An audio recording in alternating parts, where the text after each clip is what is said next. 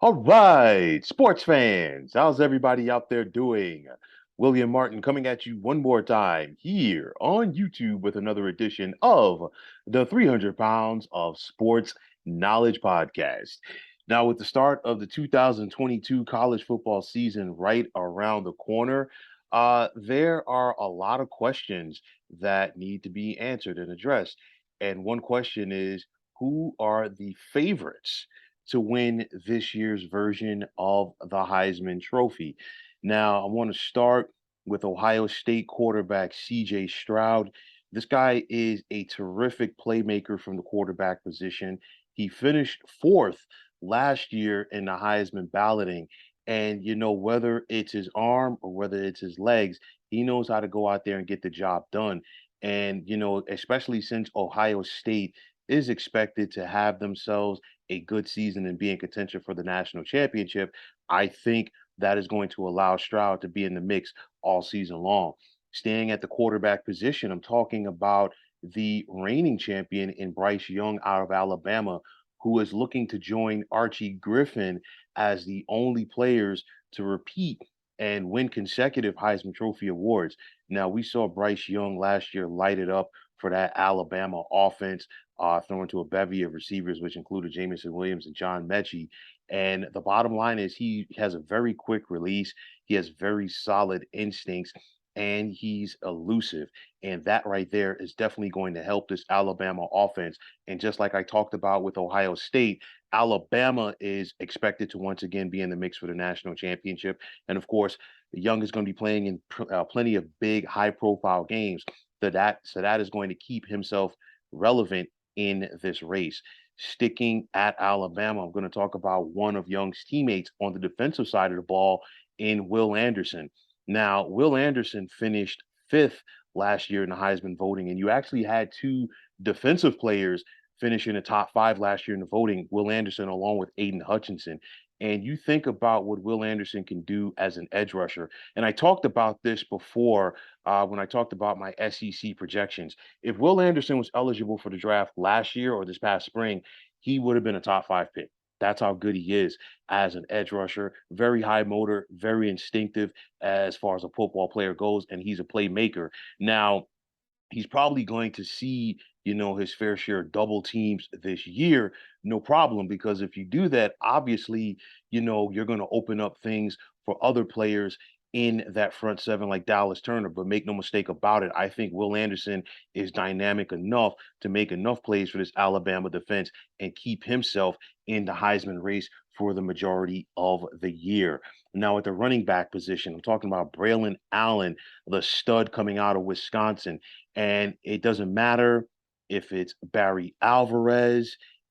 It does not matter who the head coach is at Wisconsin. Brett Bielema going to Paul Chris does not matter.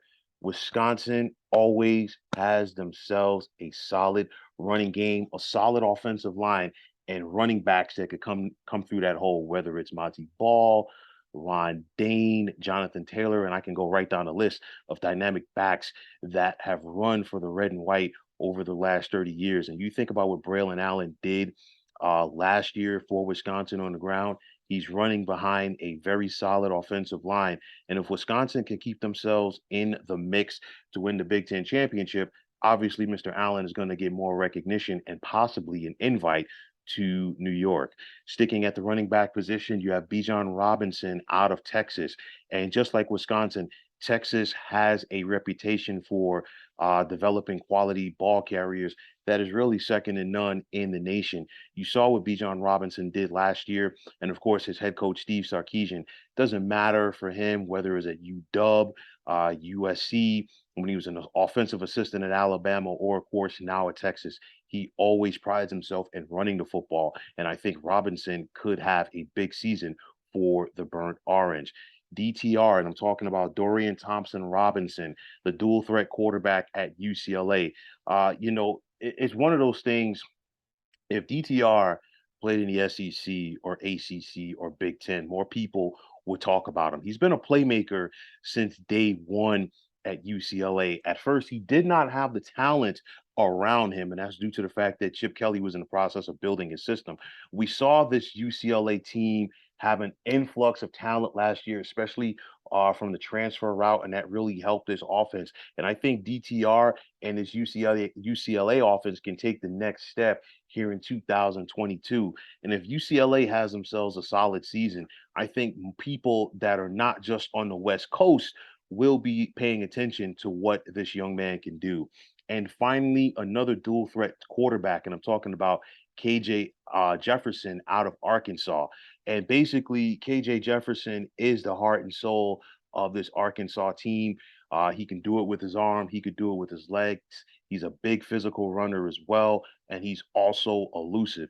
And I know that the SEC, especially the SEC West, is loaded with quality defenses, but make no mistake about it, Jefferson has the ability with both his arms and legs to navigate that. And I think he's a sleeper in this race because you don't think about Arkansas, being in the mix to make some noise this year, but I guarantee you, whatever the Hogs do, Mr. Jefferson is going to have a big hand in it.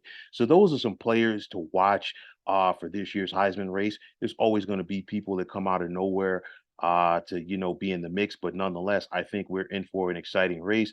Obviously, the edge always goes to the quarterbacks because they've won that award more than any other position. And I think it's going to come down to Young and Stroud. Is it going to be a repeat for Young, or is Stroud going to get another Heisman for Ohio State?